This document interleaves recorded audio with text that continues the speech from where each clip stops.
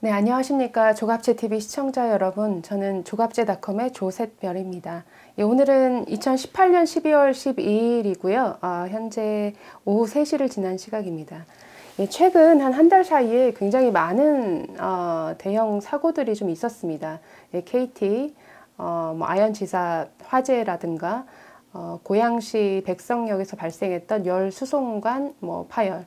그러다가 최근 지난 8일에는 KTX 강릉선에서 열차가 탈선하는 이러한 사고까지 발생을 했습니다.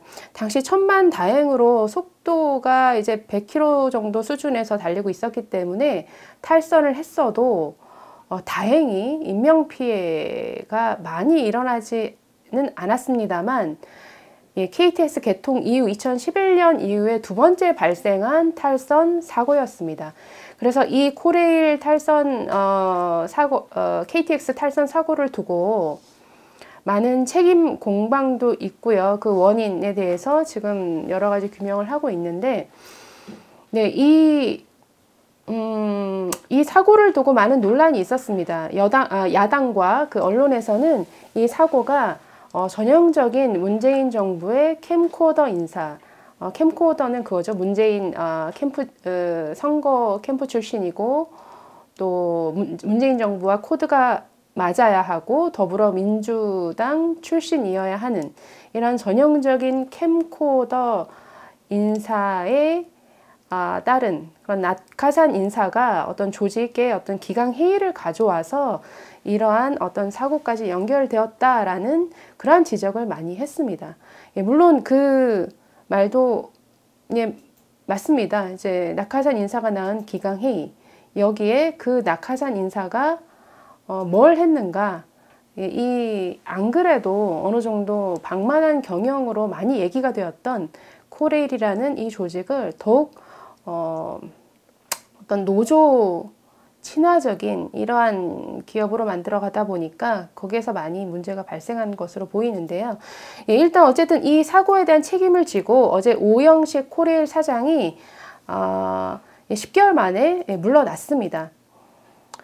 자, 그런데 이 오영식 사장은 어제 물러나면서 어떤 입장을 보였냐면, 마치 이 사고가 어떤 코레일 내부적인 어떤 기강 회의라든가 이런 문제보다는 어떤 전 정부 탓으로 그 사고 원인, 어떤 사고의 책임을 돌리는 이러한 모습을 보였는데요. 자, 오영식 사장은 사퇴를 하면서 이렇게 말했습니다. 지난 2월 취임사에서 국민의 안전과 생명을 지키는 것이 코레일의 사명이자 존재 이유라며 안전한 철도를 강조해 왔으나 최근 연이은 사고로 국민과 약속을 지키지 못한 것에 대한 사죄의 뜻과 함께 책임을 통감한다라고 이렇게 사죄를 했습니다. 자, 하지만 최근 잇따른 철도 사고의 원인을 또다시 전 정권 탓으로 돌리는 듯한 발언을 덧붙였는데요.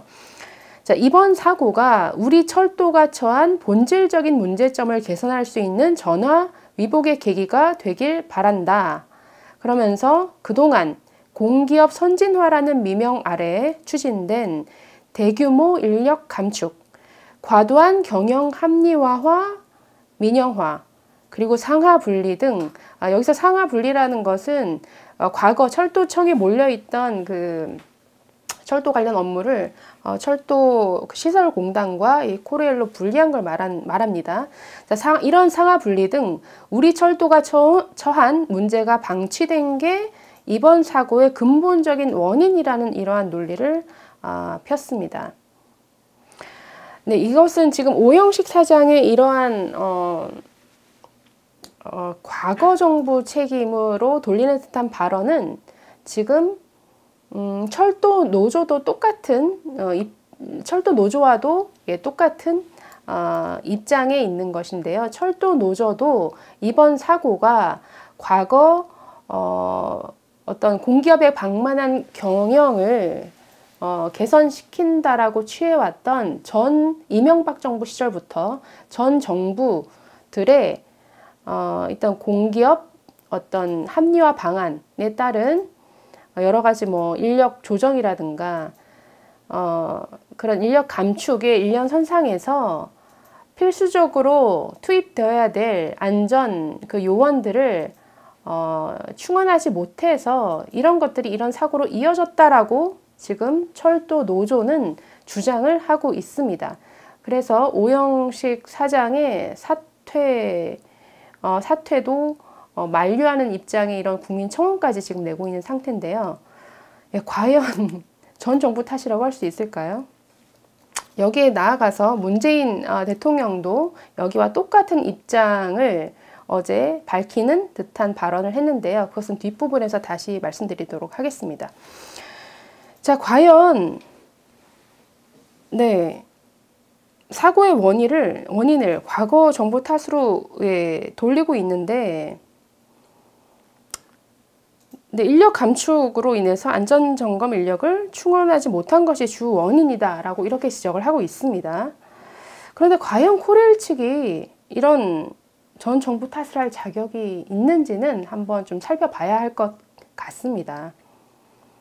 안전점검 인력이 부족하다 그러면 뽑으면 되죠. 충원하면 되죠. 근데 왜 충원을 못했을까요?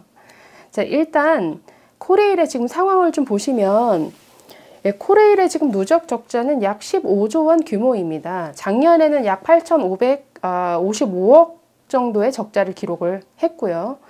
그럼에도 불구하고 오영식 사장 취임 이후 얼마 전에 11월에 철도 노조와 이렇게 노사 합의를 했는데 기본급을 호봉 승급분 포함해서 2.6% 인상을 하고 내년 정원을 3,064명을 증원하기로 이렇게 합의를 했습니다. 자, 이 증원으로 인해서 내년도 코레일의 그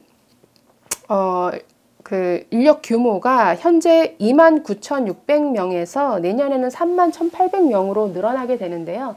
이 수치는 어떤 그 인력 감축을 하기 이전 약 10년 전에 그 코레일의 상태로 다시 되돌아가는 그런 수준입니다.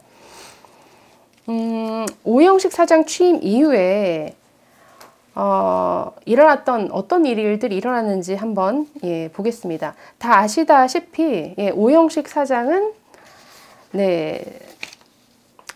그 고려대 총학생회장 출신으로 1988년 전대협 2기 의장을 지낸 운동권 출신 인사죠.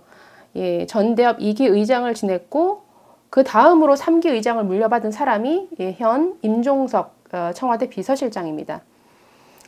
자, 그 이후에는 1990년대 말 전대협 동우회 회장을 지냈고요. 노무현 대통령 집권 시기인 2003년에 당시 새천년 민주당 전국구 비례대표로 16대 국회의원으로 국회에 입성을 했습니다.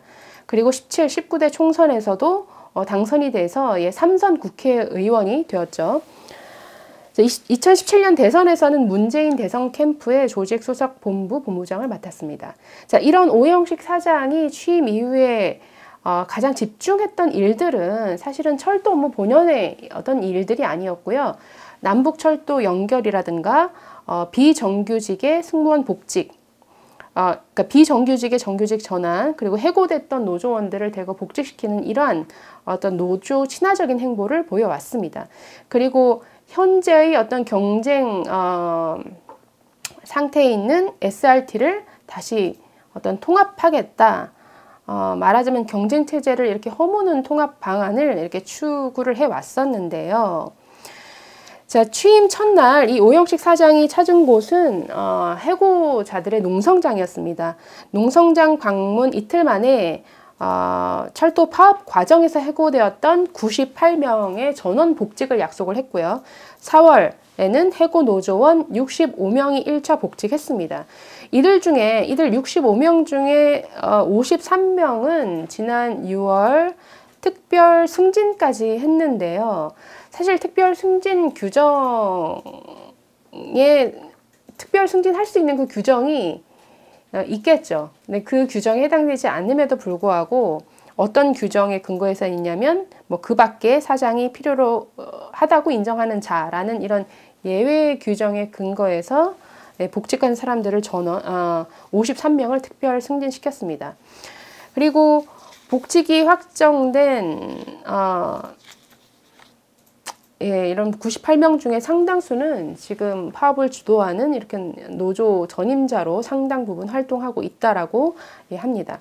자, 7월에는 KTX 해고 승무원 180명이 특별 채용되는데요. 사실 이 특별 채용은 2006년이 아니죠. 2006년 5월에 이제 280명이 해고된 뒤에 12년 만에 이제 전격적으로 고용하기로 결정한 것인데, 이것은 대법원의 판결과는 예, 굉장히 어긋난 행보였습니다. 왜냐하면 대법원은 코레일의 직접 고용 업무가 없다라고 판결을 했었는데, 예, 오영식 사장은 이들을 예, 특별 채용을 했고요. 또 당시 소송에 참여했었던 33명에 대해서는 예, 승무원이 아니라 이렇게 사무 영업직으로 이렇게 입사를 시킵니다. 그리고 8월에는 비정규직 6,769명을 정규직으로 일괄 전환시키는 이러한 결정을 예, 했습니다. 네, 이런 많은 해고자들을 복직시키고 비정규직을 정규직으로 전환을 시키고 또 임금을 인상을 하고 이러한 일들 굉장히 노조원들, 직원들 입장에서는 굉장히 좋죠.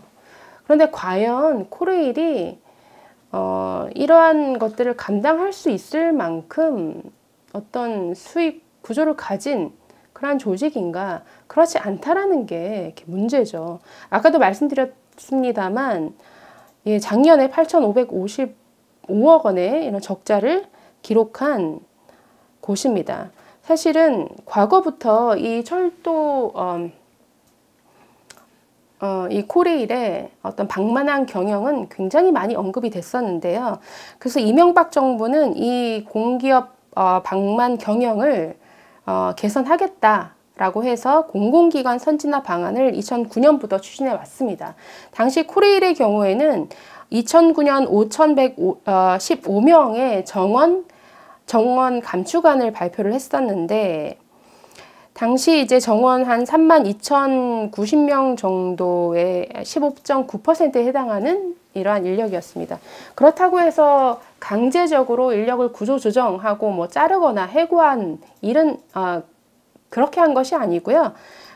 인위적인 구조조정은 없이 자연적으로 퇴직하는 것들을 반영을 해서, 그러니까 그 정원을 묶어놓고 자연적으로 이렇게 퇴직이 일어나면 이제 그 수준에서 계속 그 인력을 이렇게 유지를 하는 거죠.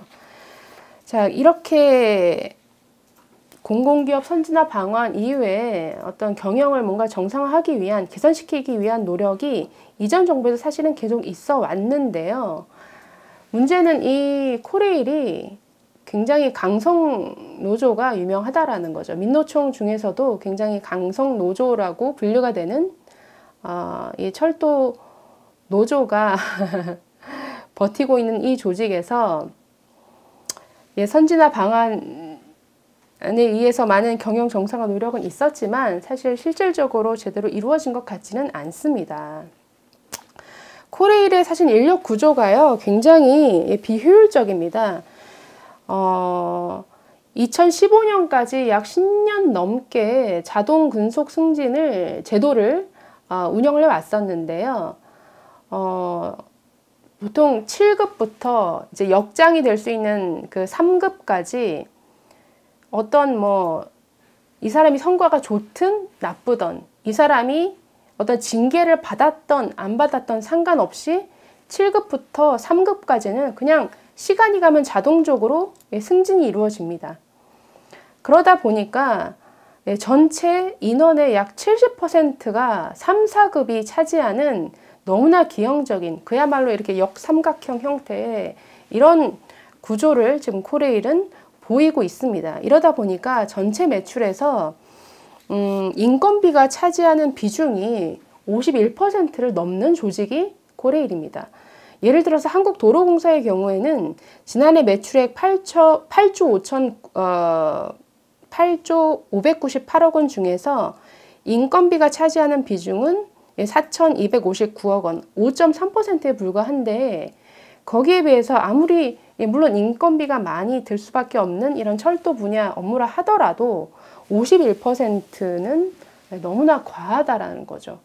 그리고 여러 가지 어떤 그 내부적인 시스템을 보면은 참 방만하다라고 할 수 있는 이러한 부분들이 참 많았는데요. 자, 예를 들어서 뭐 이런 단체 협약도 있습니다. 열차가 한 번 운행할 때 3시간 이상 근무할 수 없는 이러한 규정도 있습니다. 자, 예를 들어서 지금 서울에서 여수 엑스포까지 가는데 KTX가 한 3시간 30분 정도 걸립니다. 근데 3시간 이상 근무할 수 없도록 이렇게 해놓다 보니까 서울에서부터 탑승해서 가는 이 승무원 인력이 한 30분만 더 있으면 되는데 중간에 교대를 해야 된다라는 거죠. 자, 그럼 하루에 여수까지의 운행이 약 28회 이루어진다라고 하는데요. 하루에 그렇다면 이 3시간 3시간 이 근무 규정 때문에 28명의 추가 인력이 필요로 하게 되는 이러한 협약들이 코레일에서 볼 수가 있었습니다.